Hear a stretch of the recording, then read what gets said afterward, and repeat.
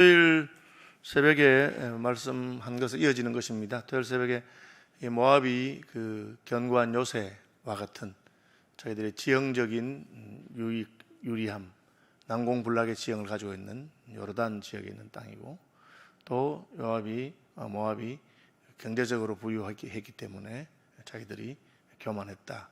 그런데 하나님께서 모압을 심판하신다는 것을 말했습니다. 11절은 모압은 젊은 시절부터 평안하고 포로도 되지 아니하였다. 우리가 이제 전쟁을 경험하지 않은 세대라고 하는 말을 합니다. 6.25 전쟁을 경험하신 분들은 전쟁을 경험하지 않은 세대들이 이 북한의 위협이라든지 혹은 그런 것에 대해서 너무 모른다, 그렇게 생각합니다. 월남전에 갔다 오신 분들도 또 그렇게 생각을 했습니다. 어쨌든 모압은 오랜 평화로 말미암아 자만하게 되었습니다.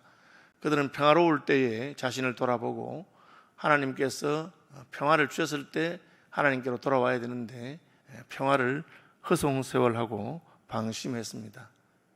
어릴 때부터 부족한 것이 없었다는 것이죠. 젊은 시절부터 평안하고 포로도 되지 아니했다, 그렇게. 그래서 젊은 시절부터 평안한 것이 반드시 다 좋은 것은 아닙니다. 제가 보니까 참 인생에 불행한 것이 몇 가지 있는데, 하나는 부모님이 너무 잘난 것, 그죠? 하나는 일찍 성공한 것, 뭐 그렇게 말하는 분들이 있더라고요. 너무 일찍 성공하면 그 성공에 취해서 교만해지고 그래서 망하게 되는데, 모압은 젊은 시절부터 오랫동안 평안했습니다. 이스라엘보다 먼저 가나안 땅에 정착했는데 하나님께서 여호수아에게 모압과 암몬은 건드리지 말라, 그렇게 하셨습니다. 그래서 하나님이 봐준 거죠. 여호수아가 가나안 모든 족속을 정복할 때 그때 같이 정복했더라면 정복을 당했을 것인데, 아브라함과 인척관계에 있으니까, 아브라함의 조카 롯의 후예니까 하나님께서 긍휼을 베푸셨는데 그것을 알지 못하고 그냥 자신들이 뭐 잘난 것이 있어서 그렇게 평안한 줄로 착각했습니다. 그 표현이 마치 술이 그 찢기 위에 있고 이 그릇에서 저 그릇으로 옮기자는 같아서 그 맛이 남아있고 냄새가 변하지 않아요. 이 말은 뭐냐면은 포도주를 담아서 통에 넣어놓고 오랫동안 발효시킨다는 말입니다. 그러면 좋은 거에 나오죠. 그냥 그에 담아서 그에 먹는, 막 먹는 포도주도 있지만, 포도가 잘 익고 농사 잘 됐을 때는 그런 것은 참나무 통에 넣어서 수십 년씩 그렇게 발효시키죠. 그래서 뭐 술도 몇 년산이다, 포도주도 몇 년산이다, 그렇게 하는 것처럼 이 모압은 오랫동안 포도주를 발효하면서 아무도 건드리지 아니하고 그 통에 둔 것처럼, 그 시간이 지나서 향기가 나고 시간이 지나서 맛이 좋아지는 것처럼, 그래서 자기들은 오랜 평안 가운데 그렇게 있었다는 것입니다. 그래서 자신만만하다는 거죠. 하나님께서 말하십니까? 그러므로 여호와께서 말씀하시니라, 날이 이르리니 내가 술을 옮겨 담는 사람을 보낼 것이라. 너 그 통에 오랫동안 있었는데 이제 그럼 한번 그 평안이 끝나고 그 통에서 내가 따라 부어서 마시고 또 나누어주고 그렇게 할 것이다, 그 말입니다. 그들이 기울여서 그 그릇을 비게 하고 그 병들을 부수리니, 그렇게 됩니다. 오랫동안 아무도 건드리는 사람 없이 평안하고, 그래서 자만하고 방심하고 허송세월한 것입니다.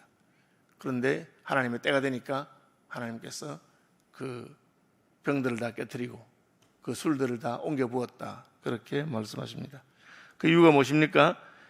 이스라엘 집이 베델을 의뢰함으로 수치를 당한 것 같이, 이 베델은 금송아지가 있는 곳입니다. 이스라엘 사람들은 하나님을 섬긴다고 하면서 사실은 금송아지를 만들어 놓고 이 금송아지가 우리를 출애굽시킨 하나님이라고, 일종의 종교 혼합주의요, 또 신앙을 자기 마음대로 요리하는, 자기 마음대로 변개하는 그런 잘못된 것입니다. 그런데 모압은 금오스로 말미암아 수치를 당했다. 이 금오스는 모압이 섬기는 신인데, 모압도 롯의 후예고 아브라함과 관련되어 있으니까 아브라함이 받았던 그 신앙, 구전 신앙들이 있을 것입니다. 그리고 자기 조상들이 어떤 하나님을 섬겼는지 알 것입니다. 그런데 그 하나님을 섬기지 아니하고 자기들이 마음에 맞는 신을 만듭니다. 구약의 이스라엘이 범죄할 때 우리는 하나님 안 섬기겠다, 하나님 떠나겠다, 그렇게 한 적은 별로 없어요. 그래도 하나님 섬긴다고 하면서 딴 걸 섬기는 겁니다. 하나님 별거 있나? 이게 하나님이다. 하나님은 송아지처럼 생겼다, 그런 식으로 합니다. 모압도 그못을 섬기면서 자기 조상들의 신을 떠난 것에 대해서 자기들이 잘 모르고 그냥 우리를 구원하고 하는 신이 바로 그못이 아니냐 이런 식으로 하는 것입니다. 하나님께서는 하나님의 자기의 형상도 만들지 말라 그랬어요. 왜? 왜곡하기 때문에. 만들면 어떻게 만들겠습니까? 자기 마음에 드는 대로 만들죠. 그래서 하나님이 이렇게 생겼을 것이다, 저렇게 생겼을 것이다. 그못을 섬기면서 하나님을 섬기지 않습니다. 그래서 하나님께서 수치를 당할 것이다. 이스라엘이 베델에서 금송아지를 섬겨서 수치를 당한 것처럼 너희는 이제 그못을 섬겨서 수치를 당할 것이다. 그렇게 말합니다. 그런데 모압은 말합니까? 우리는 용사요 능란한 전사라. 너희가 어찌하여 말하기를 우리는 용사요 능란한 전사라 하냐. 그 말은 누가 우리를 건드린단 말이냐. 말도 안 되는 소리 하지 말아라. 우리는 싸움을 잘한다. 우리는 전사들이다. 그렇게 말하고 있습니다. 여러분, 싸움을 잘하기 때문에 전쟁에서 패배하지 않습니까? 아닙니다. 그것은 세상 사람들이 말하는 것이죠. 성경은 뭐라고 합니까? 골리앗이 싸움을 못해서 다윗에게 졌습니까? 아닙니다. 하나님이 꺾으시려고 마음먹으니까 소년의 물맷돌에 의해서 골리앗이 넘어지는 것입니다. 그래서 성경은 용사라도 자빠진다. 용사라도 넘어질 것이다. 왜? 하나님 의뢰하지 않으면 하나님께서 그의 용맹함이 아무것도 아닌 것이 되게 합니다.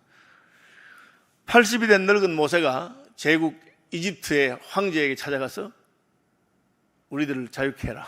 그러니까 황제가 너 군대가 있어? 너 뭘 믿고 지금 나한테 와서 그러는 거야?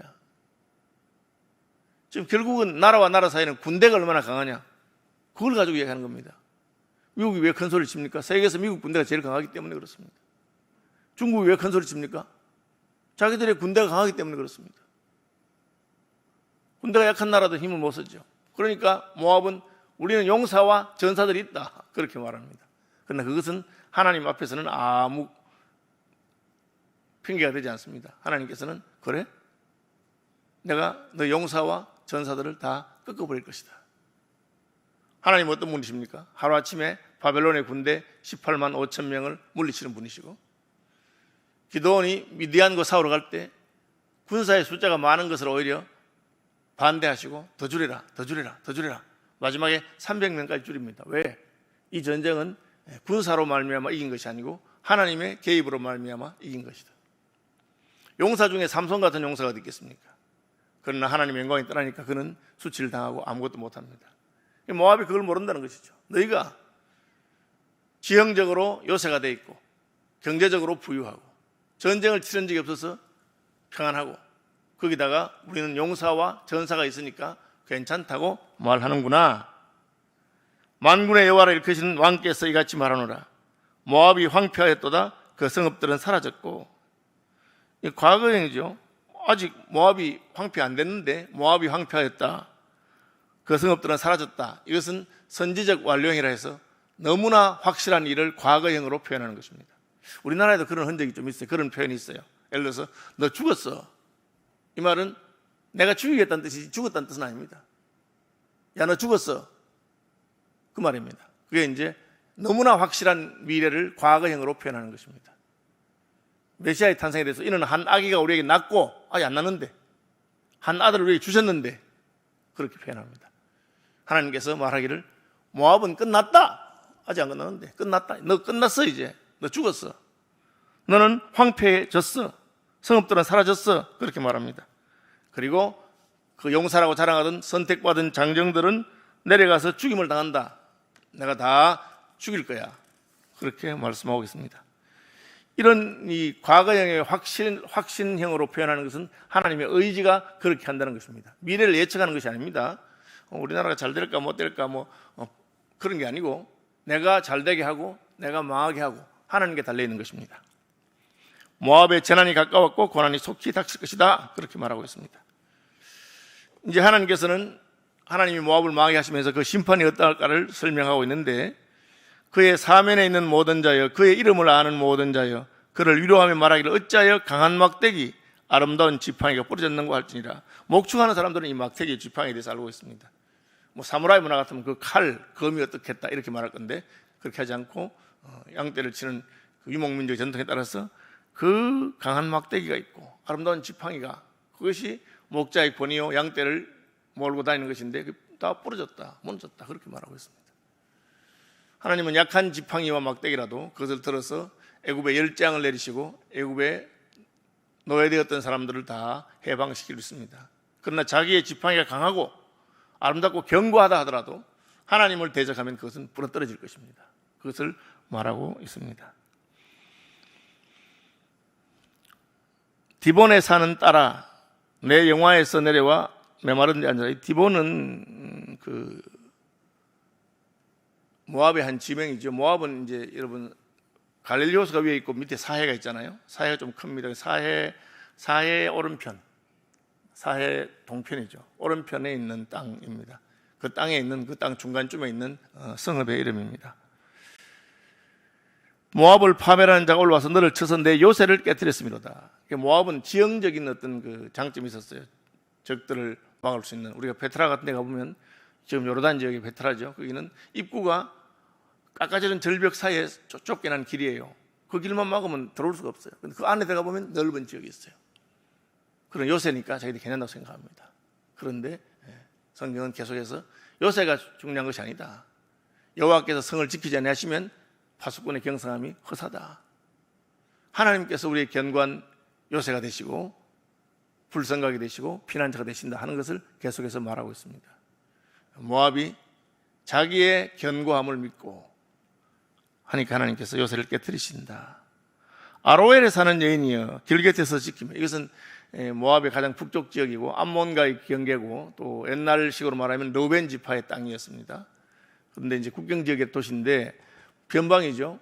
국경 지역 도시까지 사람들이 안 가는데 이 아로엘에 사는 여인이 길에 서 있다 보니까 도망하는 자와 피하는 자들이, 피난민들이 막 끝까지 오는 거예요. 국경까지.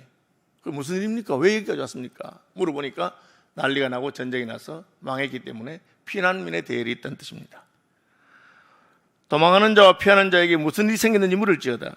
모압이 패하여 수치를 받나니 너희는 울며 부르짖으며 아르논가에서 이르기를 모압이 황폐했다 할지다. 이 아르논은 강 이름이고 모압을 흐르는 강입니다. 그래서 많은 피난민들이 오고 하기 때문에 울고 부르짖는 사람들이 많다는 것입니다. 심판이 평지에 이르렀다. 아까 말한 것처럼 르보는 산지고 요새도 있고 강가에도 있고 이제는 평지도 있고, 이 말은 전국적으로 모압 전역에 하나님의 심판이 임했다. 그래서 홀론과 야사와 메바얏과 디본과 느보와 벤디 블라다임과 크레다임과 벳가멜가 쭉 나오죠. 우리가 지명을 다는 모르지만 아까 말한 것처럼 느보는 느보산과 관계 있고 크레다임은 그 강, 아르논 강가에 있는 산에 있는 요새나 혹은 강가에 있는 도시나 뭐 중부나 국경이나 모든 도시에 하나님의 심판이 이르렀다. 그래서 그리옷과 보스라와 모압 땅 원근 모든 성읍에로다. 멀고 가까운 모든 성읍에 하나님의 심판이 임했다. 결과는 무엇입니까? 모압의 뿔이 잘렸고 그 팔이 부러졌도다. 뿔은 영광을 상징하는 것입니다. 영광과 권세를 상징합니다. 뿔이 잘렸단 말은 더 이상 영광이 없다, 더 이상 권세가 없다는 것이고, 팔은 힘을 상징하는 것입니다. 그러니까 힘이 다 꺾이고 그 영광이 사라지게 될 것이다. 문제는 그럼에도 불구하고 모압이 알지 못하고 아직까지 방심하면서 전쟁이 없었기 때문에, 이날까지 평안했기 때문에, 자기들은 경제적으로 유족했기 때문에 괜찮다고 생각하는 것에 대해서 책망합니다. 그 이유는 무엇입니까? 회개하라고 하는 것이죠. 하나님께서 미리 말씀하십니다. 왜? 듣고 회개하면 뜻을 돌이키기 위해서.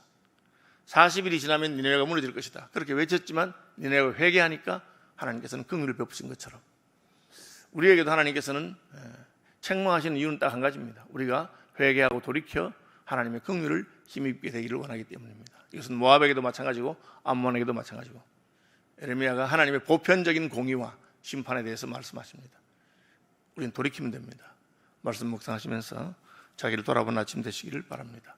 하늘에 계신 우리 아버지, 아버지의 이름을 거룩하게 하시며 아버지의 나라가 오게 하시며 아버지의 뜻이 하늘에서와 같이 땅에서도 이루어지게 하소서. 오늘 우리에게 일용할 양식을 주시고 우리가 우리에게 잘못한 사람들을 용서해 준 것 같이 우리 죄를 용서하여 주시고 우리를 시험에 빠지지 않게 하시고 악에서 구하소서. 나라와 권능과 영광이 영원히 아버지의 것입니다. 아멘.